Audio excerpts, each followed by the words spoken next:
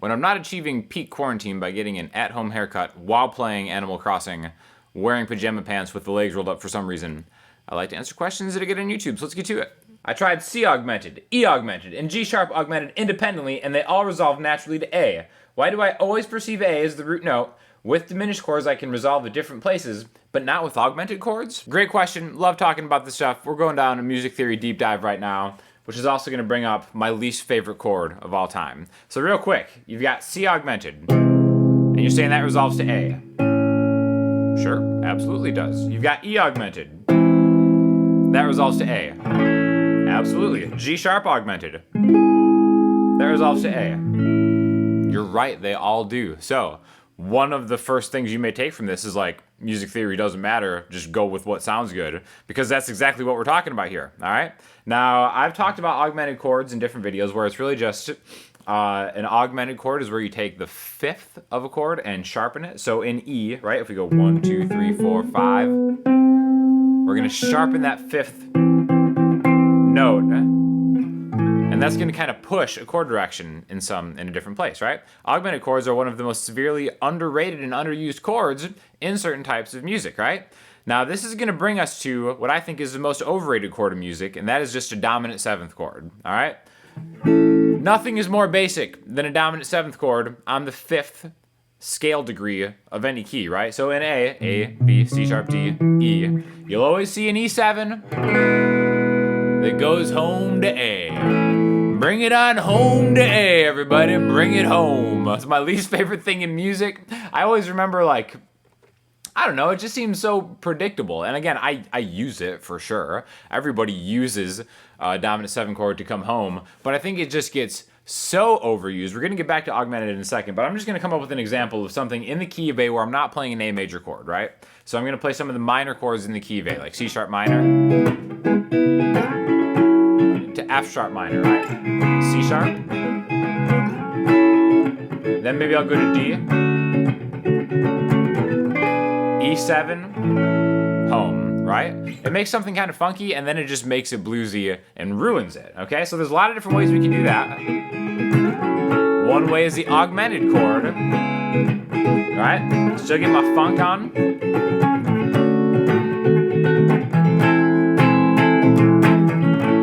Okay, so I think that's maybe a more, I don't know, it's got a little more flavor to it than just E7, bring it on home. So an augmented chord on the fifth position, again, while it's not populated strictly just of, different notes that you might find in the key of A, is always gonna work, right?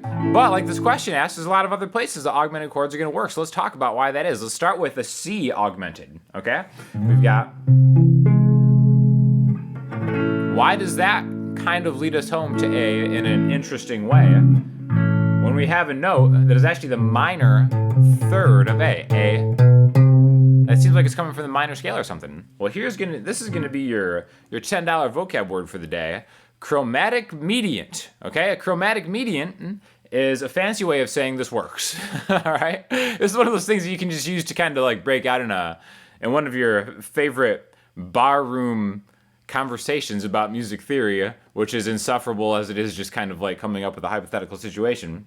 But a chromatic mediant is where you have two chords that their root note is separated by a major or minor third, okay? And they also share one common tone. So let's break that down real quick, because this is actually answering another question about, some people have about Elliott Smith's writing, why it sounds so good, stuff that I rip off all the time, my own stuff, like why does this sound good? Like why does C major to E flat sound good? It's the exact same thing. When you have two chords that are separated by a major minor third, which on a guitar is either 3 frets or 4 frets, either direction, and they have one note in common, you can make this work, all right? C augmented is like a great example of, C augmented is I have a C, an E, and a G sharp, right? Why is that going to lead me to A? Well, first of all, that C and that A are a minor third apart. So you can kind of come up with this whole parallel minor thing. Again, I don't want to get too far into the weeds with it because at the end of the day, it just sounds good. But a chromatic mediant is where we have, all right, we've established that these are a minor third apart. And then, look, we have a C, an E.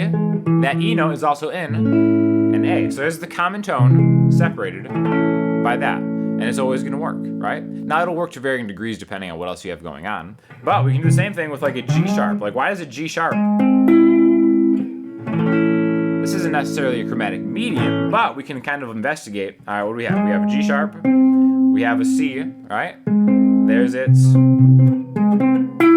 And then we have that same note again, that E, okay? So that E, you could turn into a dominant 7 chord, or you can kind of put that E somewhere else and kind of package it undercover to bring that home to an A chord or whatever chord you're trying to go to in kind of a more, I don't know, a more creative route. And I just have like a lot of fun composing stuff, thinking about it that way. And really, I'm not even thinking about, you know, all right, well, these two chords share a common tone. How am I going to jam them together? It's more about just knowing a bunch of chord voicings, which is why guitar is the best thing for that, because you learn a shape, right? Like an augmented shape is the easiest thing in the world. It's a staircase. 8E, 7A, 6D. There you go. You can root that absolutely anywhere. It's movable. Be like, all right, maybe where is this telling my ear to go? You know, so that's kind of like, really, the ultimate answer is like, do what sounds good. Learn a bunch of chord voicings, audition them in different chord progressions. A great example of that is like that same thing as before. We got that minor chord to another minor chord. I know I want to go to a D. I know I don't want to go to an E7 to go home. So I'm going to audition just a bunch of different chord voicings on that root note of E before I get home to A. Okay, so maybe. Let's try something minor. I could do that. I could do minor 9. I could do a dominant 9, right? Augmented. I'm just going through like different ways to kind of do that. And anything that I kind of plant on that E root note is going to take me in the same direction, but maybe in a way that is a little bit less traditional, because I'm just sick of seeing 7 chords, dominant 7 chords every time you go home, right? And in some cases, it is like a valid musical thing. It's like, yeah, this is, you know, harmonic function and blah, blah, blah. But let's be a little more creative. Let's put a little more work into it.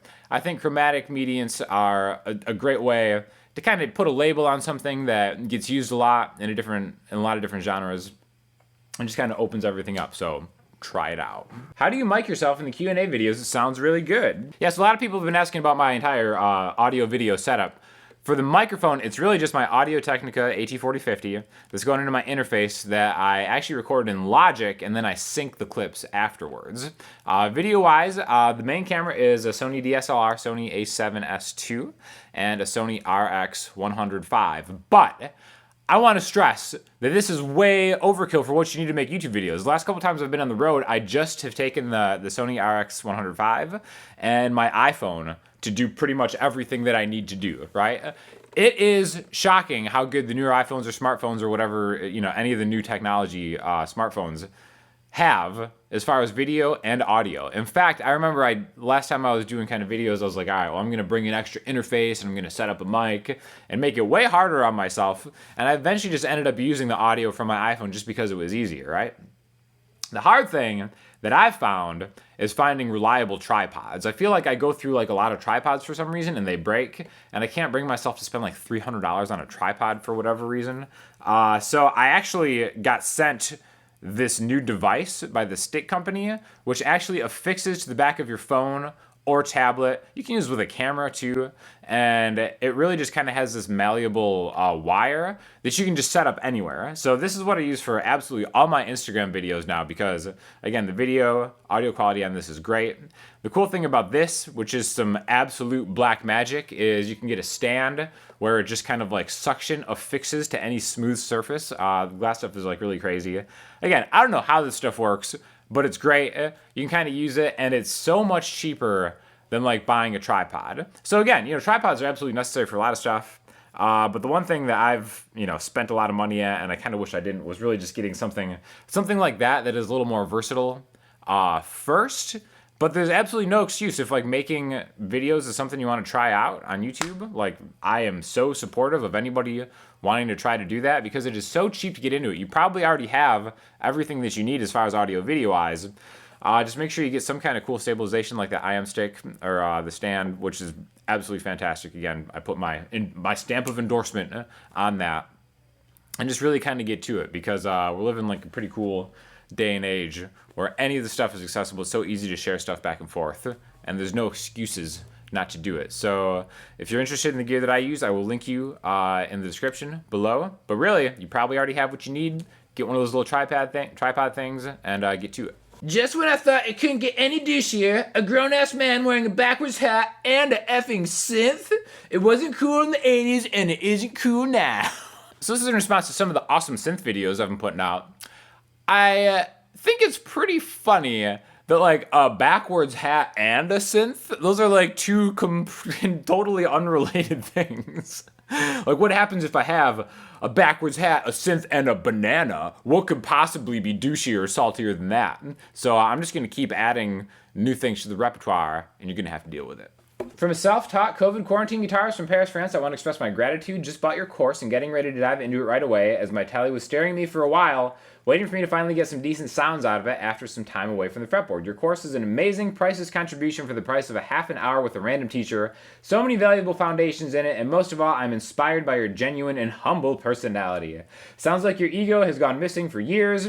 Thanks for being so consistent in your video productions and your channel for so many years. Peace and love from France. Thank you so much. A lot of people have been giving me comments like this, which is fantastic. I appreciate everybody supporting the channel. I do want to take a minute to talk about the classes. So I have all these classes, you know, and a lot of times I'll have some of them on sale, as often as like the Udemy coupons allow me to do so. So check those out in the description, because those are definitely, you know, they go a long way in supporting what I do.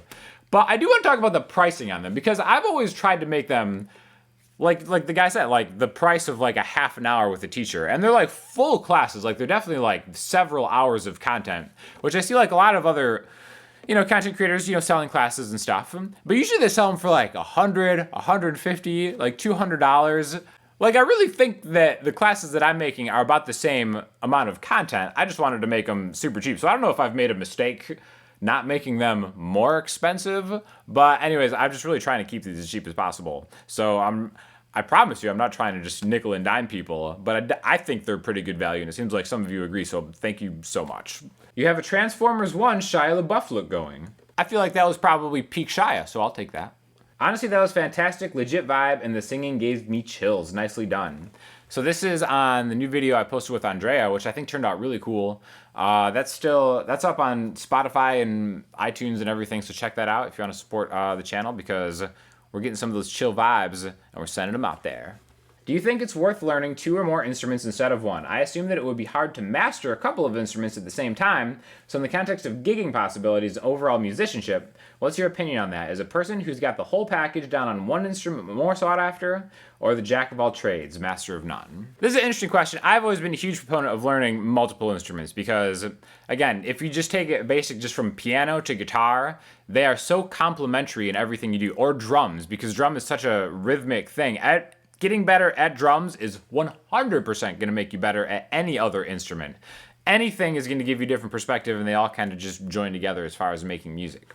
Now, as far as gigging, I think being versatile is probably more important than being a master of a single instrument, specifically guitar. Like in the local scene here, it's way easier to get a gig if you're a drummer or a bass player than it is if you're a guitar player, just because there's a lot of guitar players. So definitely, if gigging is something that you really want to kind of strive towards, you want to be versatile because you want to be able to just kind of like fill a need. And you'll find that they're not so different. Like, drums really isn't that different from guitar, which is kind of a weird thing to say, but you know, the better I get at both of them, the more it's the same thing. And you're just kind of hitting the same beats in a different way. So, huge fan of being a multi-instrumentalist. I think it's just probably good for your brain more than anything. And I really believe that you'll find more gigging opportunities the more versatile you are. Now, the caveat being, as long as you're pleasant to work with. That's probably like the number one thing when it comes to like finding gigs and potentially, you know, kind of getting in on a band. Just be like a cool guy or girl, and opportunities will probably arise as long as you're adequate at whatever instrument it is. I would so much rather just play with somebody that I vibe with that is like an 8 out of 10 than an absolute master 10 out of 10 player that is difficult to work with. And I think most people probably think the same thing. For listening homework, go into my girl Fiona Apple. I have a lot of thoughts on this album. I might actually do a standalone video on just the album because Pitchfork gave it a 10 out of 10, which I can't stand Pitchfork, and I'm not going to go that far, but I think Fiona Apple's an absolute genius. This is my favorite song off the new album, Ladies. Check that out. If you have any questions or comments, hit me up in the comment section, Instagram, Twitter, or the website. Check out some of those classes online. I'll talk to you all soon. Thanks a lot.